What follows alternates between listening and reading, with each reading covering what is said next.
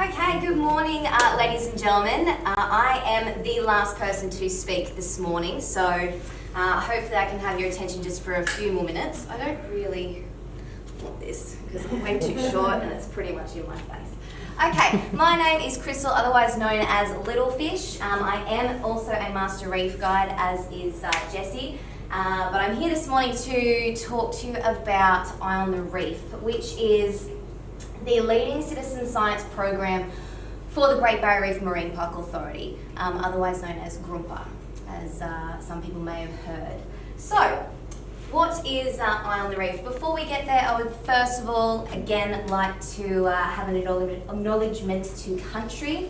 I would like to acknowledge all of our 7 traditional owners within the Whitsunday and Isaac region, acknowledging and respecting the elders, past, present and emerging, along with all other traditional owners throughout the entire Great Barrier Reef Marine Park. Okay, so Eye on the Reef. So Eye on the Reef, as I just mentioned, is the leading citizen science program brought out by the Great Barrier Reef Marine Park Authority, and it's to help manage the Great Barrier Reef in areas that the Marine Park Authority can't. So there is 4 different layers, which I'll get to in a few moments, but it's all about getting out there in and amongst it, trying to see what's more and what's happening in the present moment out there in amongst our marine park. So whether it's creating a sighting, which we'll get to in a few moments because I'm going to mainly talk about the very first level of the Eye on the Reef program, which is called the Eye on the Reef app. And there is a little brochure here on your seats that you hopefully got a little bit earlier about how you can download that free app. So I'm actually going to run you through the basics of that app so you'll get a good little understanding as to how it works when you head out around the islands. Alrighty, so let's jump right in. So the Eye on the Reef program has 4 different levels to it. The very basic level is our sightings network, which is what we're mainly going to be talking about this morning. So it's an app, a free app that you can download with lots of cool information on it. The very next level up is what we call rapid monitoring. So the Marine Park Authority has just recently brought out a new program which is called Be a Marine Biologist for a Day. And it's a program where through curriculum-based activities from years 1 to year 12, the schools can go through, do training with their students about lots of different things to do with the reef, whether it's corals, different types of corals disease, fish species, all the interesting and exciting crazy critters that you might see, or incidents, disease, things like that. So each year level will have a different level base of interpretive information they'll learn in the schools, and then they'll head out with one of our high standard tourism operators, whether it's here or anywhere else throughout the Great Barrier Reef, and do the in-water piece of it. So that is part of our rapid monitoring, but there is also a rapid monitoring form, which a few of you have seen, and here's one here, which a lot of our tourism operators will head out and do with their guests when they're out day to day amongst the reef. So whether it's a school group heading out on a tour, usually if they're especially the younger students, they'll head out and they'll do a little swim, a little time swim, and they're trying to find all the interesting animals, so sea cucumbers or crown of thorns or anything that might be a key indicator species, and you'll monitor those, and then further on down in the what is this called? In the form is a benthos survey. So that's basically talking about in a circled space, a 10-metre circled space, how much live coral there is, how much damaged coral there might be, how much different types of algae there is, just to give a really key little snapshot idea of what's happening on that particular reef at that point in time. So that is your rapid monitoring surveys. The next level up, the next 2 levels up, they're more of our professional tools. So our Tourism Weekly for our high standard tourism operators throughout the entire Great Barrier Reef, they have their certain patch that they look after, their certain section of reef. So this is their site stewardship, as we like to call it. So each week they'll make sure that they monitor that particular patch, and they send that information into Grompa. Obviously it creates a nice big database, and you can understand what's happening throughout the year and over the years at that particular patch. And that can help with future research as to the level of disease that might be occurring at certain times of the year, whether that's connected to a crown of thorn or connected to what's happened after a recent cyclone, lots of rain, things like that. So it definitely helps with research. And the highest level is a RIS, which is a Reef Health Impact Survey, which Fiona did mention earlier. So marine parks heavily do Reef Health Impact Surveys. They can get out to a lot more areas throughout the reef that obviously tourism operators can't. So we go to a couple of main sections of reef every day with our guests, whereas government agencies can head out to a lot more isolated locations and get a little bit more information about reefs that no one really gets to see. So that particular survey can take anywhere from 30 to 45 minutes to conduct just one survey, as it goes into very intense detail about different types of algae, how thick that algae is. Each different type of algae means something slightly different. What kind of disease is it? How much of that coral is diseased? How much healthy coral is there? What types of corals? All that sort of thing. Alrighty, so our different surveys will talk about reef health, so different types of corals, diseases, or coral predators. So our two coral predators, our main two coral predators, up the top is a crown of thorn starfish. You may have heard of the crown of thorn starfish before. We've had, over the last 10 or so years, many different outbreaks throughout the Great Barrier Reef, originally further north around that Cairns area, and then right down south in the Swains area. And we've got a few isolated crown of thorns outbreaks in amongst different areas between there.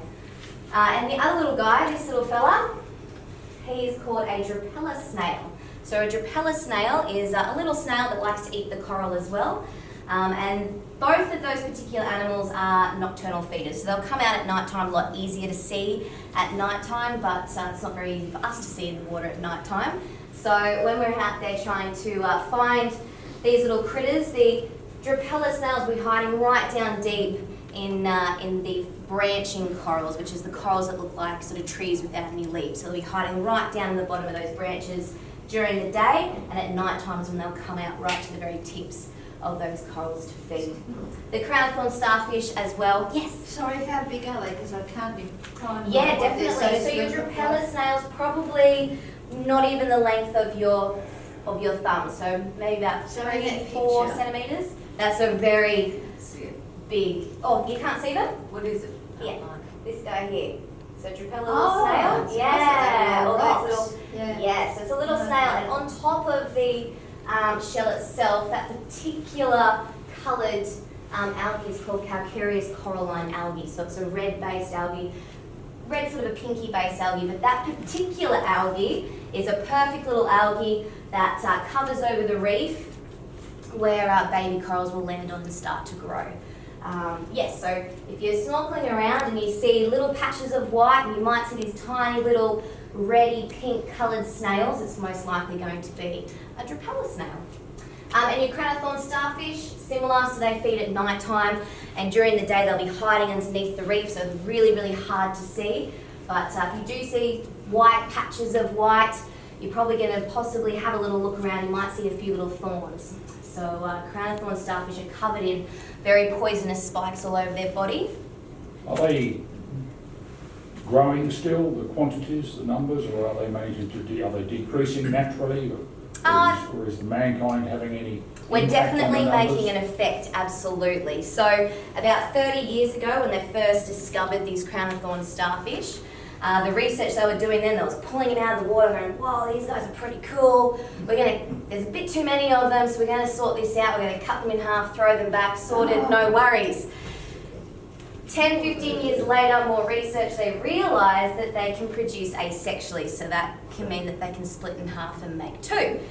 So instead of fixing the problem, they amplified it like you couldn't believe, and that was a piece of the reason as to why it got and became such a massive outbreak. including runoff from the mainland. So they really thrive off extra nutrients in the water. And the more nutrients that's in the water, the faster they will grow. So a juvenile crown of thorn starfish is about the size of your hand. Any bigger than that, they'll start to reproduce, and they can reproduce 65 million eggs in one go, and they can continue to do that as long as the temperature of the water is quite a perfect degree. So I think it's about between 28 to 33 degrees temperature is their sort of prime breeding temperature, and as climate change and the water's getting warmer each year, we're tending to see a lot more of those outbreaks over the years. But in saying that, the Great Barrier Reef Marine Park Authority have got, I think it's about 7 Crown of Thorns vessels, specific vessels at the moment throughout the entire Great Barrier Reef.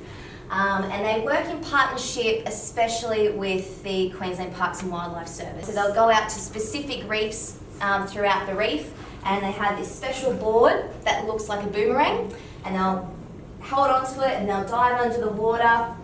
They'll do 2-minute tows and they'll survey sections of reef, and they'll mark down how much live coral they've seen, if they've actually seen any crown of thorns, and then they'll go back and do that survey a little bit more in depth at that specific site, count how many crown of thorns there is, send that information to these vessels. Those vessels will come straight to that area and eradicate as many crown of thorns as they can.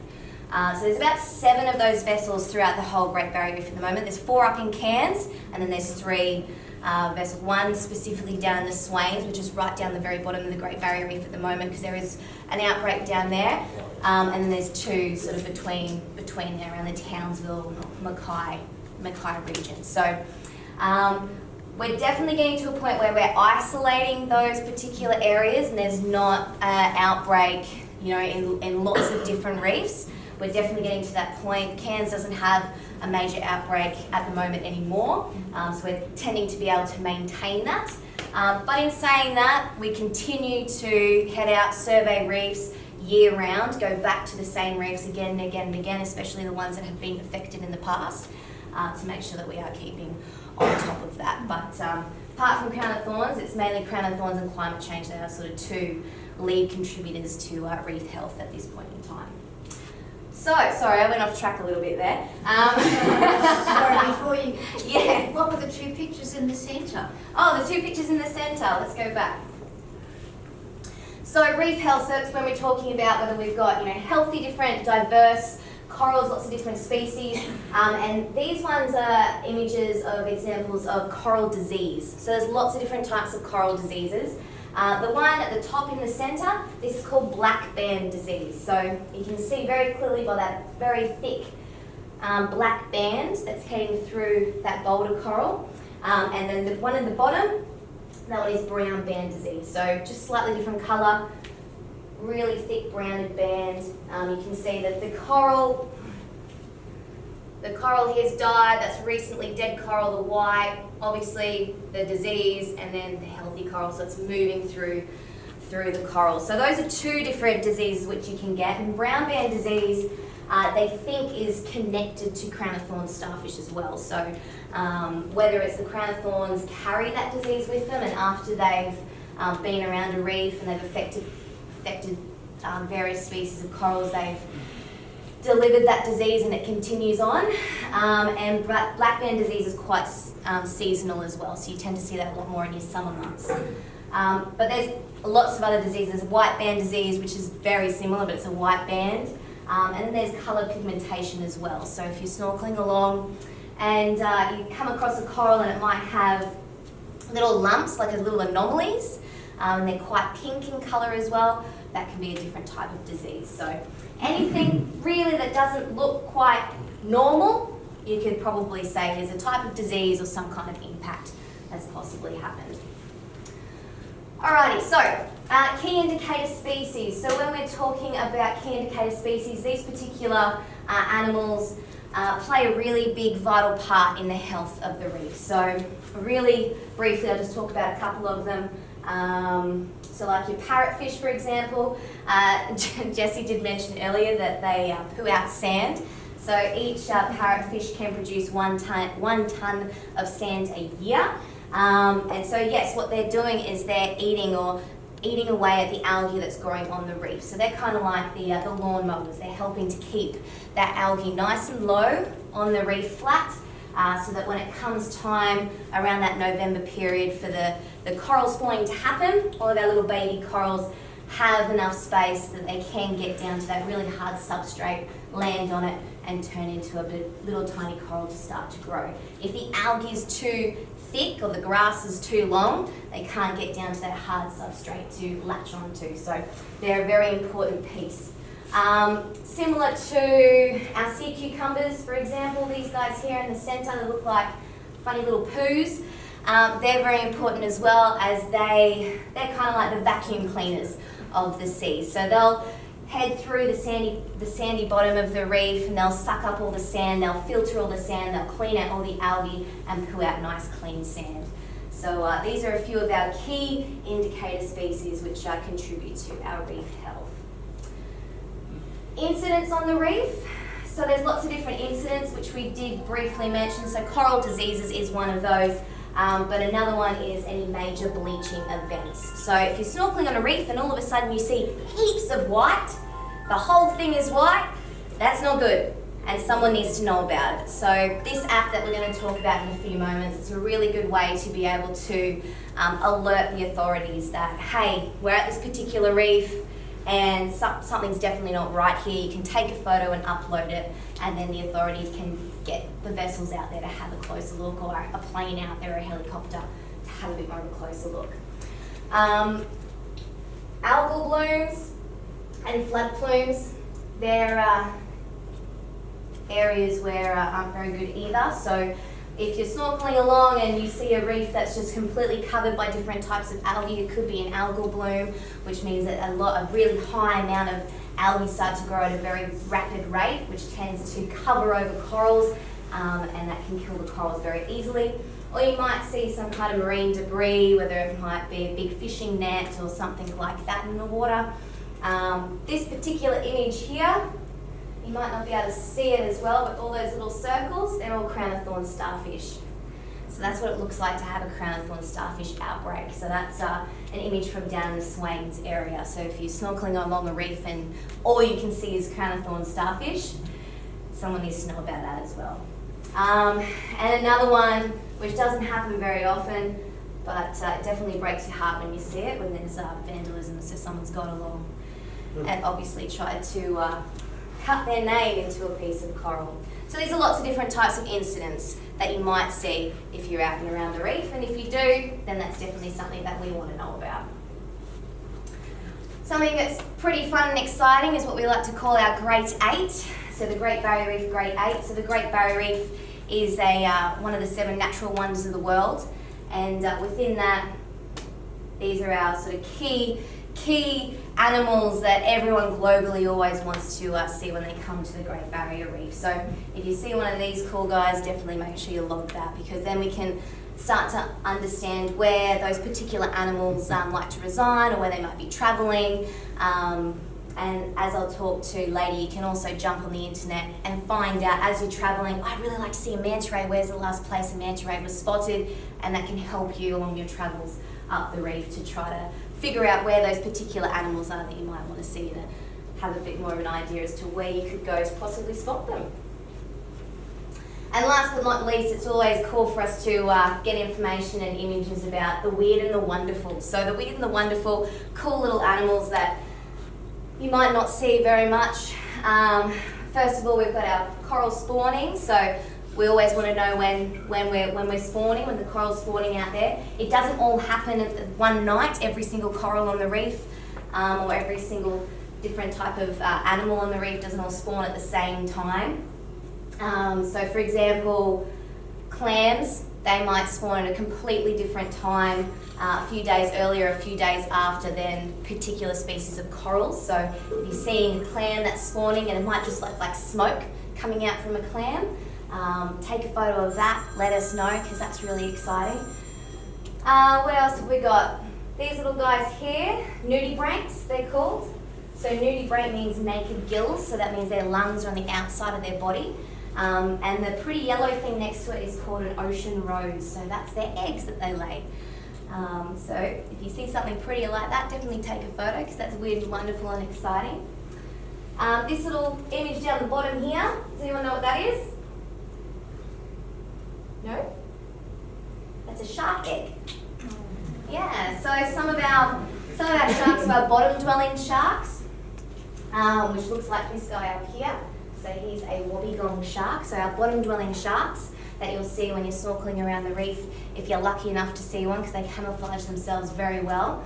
So our wobbegong sharks, our epaulet sharks. So this particular egg is from an epaulet shark. He's got little black spots all over him, black and brown spots. So they lay eggs. So they'll lay eggs in amongst the reef. And if you see one of those, we definitely want to see a picture of that one because you might be lucky enough to see a little shark egg. Or this guy, for example. So these guys are flatworms, and what they're currently doing is having a sword fight. So what they do is they've got male and female parts, and they'll come up to each other and they'll have a sword fight, and they'll figure out who's going to be the female. Whoever loses is the female. And then once the act is over, the male will drop his penis and grow a brand new one. Isn't that nice? So lots of the weird and wonderful, which is really cool for us to have a bit of an idea of as well when you're out there. So how does it work? How does this app work? And I'm not very good at technology, but I'm going to try and have a crack at this because I want to show you on my phone. Oh, that's my little man. Everyone say hi, Taj. Okay, so I just really want to briefly go over with you what the Eye on the Reef app is. And so this is the app that everyone here can download, and it's a really cool interactive app. So this is what it looks like. It's a funny little fishy eye. So we click into that. It's a free app to download, and you come straight up with 4 options. So we've got a sighting. So when you're out there on the reef and you see something and you want to sight it, that's the one that you'll click. We also have a section to talk about our marine park zoning, so I can click on that one a little bit later and just briefly show you that. But if you lose all the paperwork and you've forgotten it all, that's okay. If you've got your app, you can still find out where you are in the marine park and what you can and can't do in that particular area. Obviously settings, and then some general information. So the main two I want to talk about are these top 2, the sightings and the marine park zoning. So if we were to click on a sighting, oh, this is exciting. We have 3 different options. So we can create a sighting. If you're not in service, in range, you can still create sightings. And what it'll do, it will come up in this upload section, almost like what you have when you get a text message, like text message 1, 2, 3, 4 that you haven't read. So it will come up with however many sightings you've got waiting to be uploaded. So once you actually get back into service, you can just click upload and it will send it all to the Marine Park Authority. So whether you're in service or out of service, it will automatically log where you are for your GPS anyway. So you don't have to worry about that. It'll hold it. When you get service again, you can upload everything. So let's go and create a sighting. So when you create a sighting, there's 3 different options. So again, first of all, it'll automatically do the date, automatically do the time, and it will automatically do your location when you're out in the water, so your GPS location will come up with. And you've got 3 different options. So if you want to sight a wildlife animal, that there's a particular incident that you've seen, or specifically if there's coral bleaching. So let's just say we saw something cool like, let's just say we saw a crown of thorns starfish. So we go into wildlife. And then we've got our few sort of key areas. So if you're not that great with marine life, that's okay. Don't stress. Just have a bit of a play with it, and you'll tend to figure it out. But if for some reason the particular thing that you have no idea what it is, this particular thing that you've seen, you don't know where it is, click on any of those and you can attach an image to all of these sightings. So you can say, I actually don't really know what this is, but it's a really cool image. I just thought I'd send it to you. And you'll definitely get feedback from the Marine Park Authority as to what it was and some cool facts about it as well. So we're going to cite a crown of thorns starfish. So that's in an invertebrate, so the very last one looks like a star. And we're going to go to starfish and cucumbers, so the second one down on the left. And then here you can see there's a few different types of starfish. The second one in is our crown of thorns starfish, so we're going to click on here. And then it will automatically come up with how big it is, how many you thought you saw, and then a really cool piece of this app is that more information section.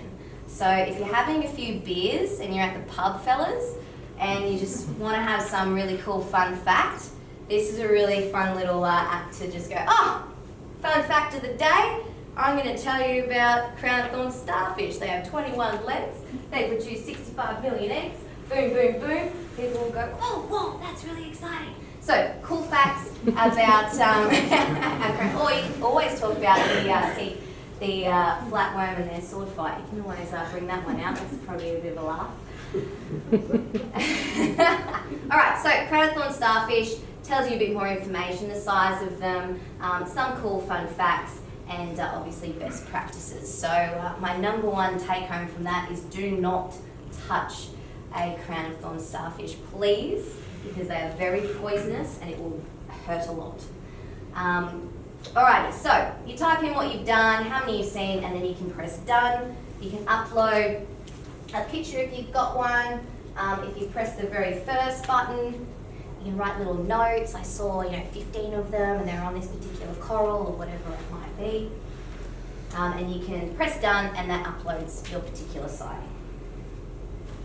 So have a play with all that because there's lots of cool little fun facts in there, lots of different types of corals. Even if you're not creating or uploading a sighting, it's good to have a little look through just to have a bit more of an understanding about what you're seeing when you're out and about amongst the reef. And then you also have the option to add extra information if you want to as well. So the conditions on the day, the habitat notes, your vessel if you wanted to upload what vessel it is. That's a really good point to mention actually, our organisation or your vessel. And the reason why I say put your vessel in there is later on I'll also show you is when all of this information goes to Grumpa, but it also gets uploaded onto a website, the On the Reef website. So you can jump on the website, type in your vessel name, and it will show you all the sightings that you've inputted and where you've inputted them throughout the reef. So that's a really cool little extra thing to add on to when you're going home to your friends and family and saying, oh, just on our last trip, look at all the cool things we saw. You can talk about which reefs you went to and what you saw at those particular reefs.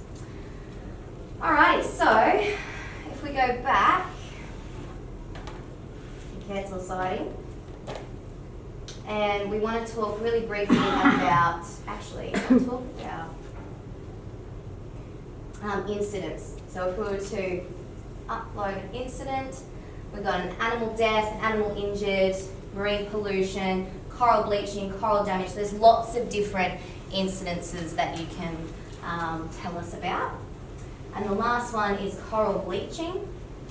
So to help you understand what coral bleaching is or different types of coral bleaching, when we talk about severity of bleaching, you got your little information button. So when you click onto your little information button, it'll give you a picture of what that particular type of bleaching might look like. So you can say, oh that is what that looked like, and I can upload my photo along with that. So bleached only on the upper surface, which was that image there. So that's all just the white on the very upper surface. So a good little point here to mention is every coral you will see, doesn't matter what kind of coral it is, will have the very tips or the very edges of it will either be white or a sort of fluoro colour. And the most fluoro colour you probably see other than white would be like a fluoro blue. And so what that actually is new growth. So if you only see the very edges or the very tips of the corals, white or fluoro, that's not bad, that's good. So what it means by new growth is the coral skeleton and the coral animal are growing before algae come into the tissues of the coral to give it its colour. So coral is an animal and it starts off as a little upside down jellyfish called a coral polyp. and that's how it starts its life. And as it grows, it splits into 2, 4, 6, 8, and it starts to grow up towards the sunlight, brings in calcium carbonate to create a skeleton, and the animal itself is see-through. So if I didn't have any pigment in my skin, I'd just be this walking skeleton and look pretty weird. That's what coral bleaching looks like. So coral bleaching is when there's no pigment in the skin anymore. So there's an algae that lives in the coral's skin or tissues, which is called zooxanthellae. And when the coral gets sick, when it gets too hot or there's a disease, that particular algae can make the coral animal quite sick, and so it gets rid of it. And so that's what's happening with coral bleaching.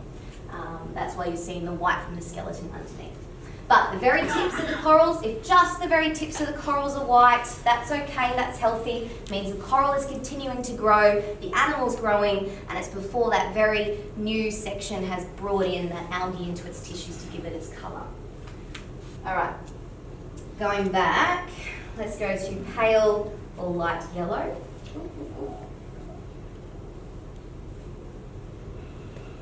Alrighty, so when corals start to get quite sick, they actually go a fluorescent colour. So a lot of people think that the more brighter the reef is, the more beautiful it is. Well, it kind of does look pretty, but it does actually mean the coral's quite sick.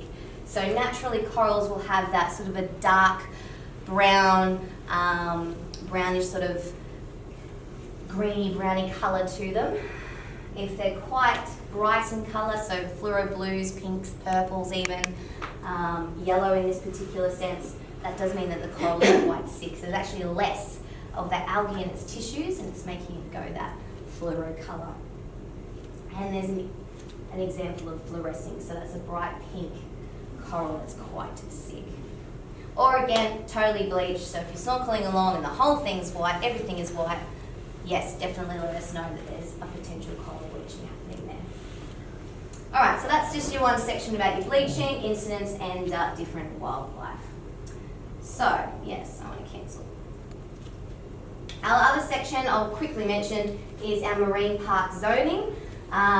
So as we mentioned earlier, if you haven't got any of your paperwork, you haven't got your zoning plans and all that sort of thing, you're just out on the boat for the day, you want to know where you are, you can click on your zoning and it will come up with all the different areas on the reef with all the different zones. So you can move your little marker to where you want to be.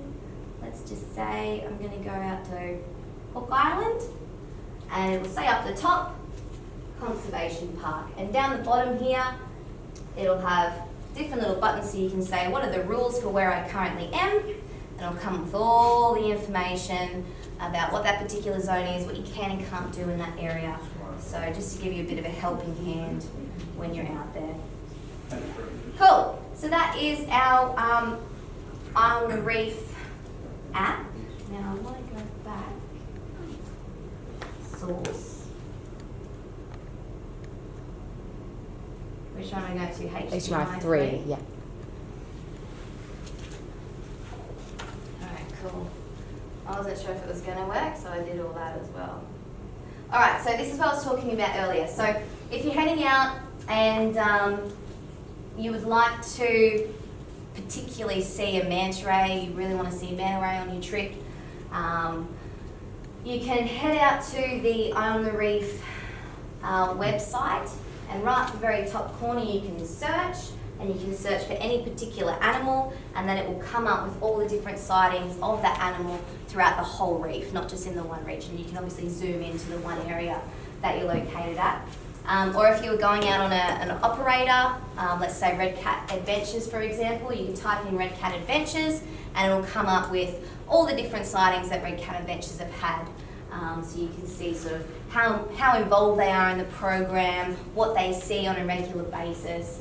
So that's really, or you can type your own vessel into it as well, and it'll obviously show all the cool things that you've seen on your trip. So I did just really want to quickly mention, apart from the Eye on the Reef monitoring program, which happens very regularly for all of our tourism operators and marine parks, Grompa themselves. Last year there was a initiative that came out through Grompa and the COVID Recovery partnered together to create a tourism industry activation and reef protection initiative for our industry, obviously to help them stay in work during that COVID period. So it was an initiative that got sent out, a tender that got sent out to everybody throughout the Great Barrier Reef. 17 of those operators got approvals for that tender. And throughout the 3 months of Eye on the Reef monitoring, Crown of Thorns starfish control, dropelia control, this is everything that they conducted within those 3 months. So, for example, 63,129 dropelia snails were removed from the reef in 3 months of that activation. And this information was very important and utilised throughout the UNESCO talk of whether the Great Barrier Reef is going to be on the endangered list or not. They recently came to Australia. They've gone out on product. They've spent time with high standard tourism operators to get a bit more of an understanding of what we do to help manage the Great Barrier Reef.